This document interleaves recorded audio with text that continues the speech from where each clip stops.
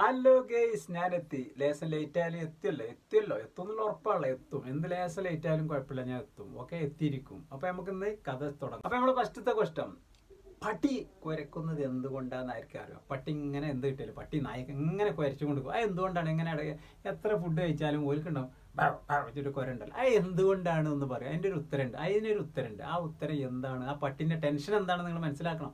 ഒരു പട്ടിയാലും മനസ്സിലായാലും ഒരു ടെൻഷൻ ഉണ്ടല്ലോ. ആ ടെൻഷനെ കൂടുതലായിട്ട് ഞാൻ ചിലവർക്കൊക്കെ അറിയാം. എന്നാൽ ആ എന്തുകൊണ്ടാണ് ആ കുരക്കണം എന്നുള്ള ഉത്തരം നിങ്ങൾ കമൻറ്റിൽ രേഖപ്പെടുത്തുക. അടുത്ത നെക്സ്റ്റ് സോങ് അല്ല. അപ്പോൾ നെക്സ്റ്റ് ക്വസ്റ്റ്യൻ, ഓക്കെ, സ്റ്റാർട്ടിങ്. മനുഷ്യൻ ആദ്യം ചവിട്ടിയ പാത്രം.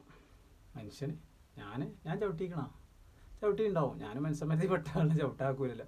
അപ്പോൾ ആ പാത്രം ഏതാണെന്ന് നിങ്ങൾ കണ്ടുപിടിച്ചിട്ട് അതിൻ്റെ ഉത്തരം കറക്റ്റായിട്ട് പറയാം.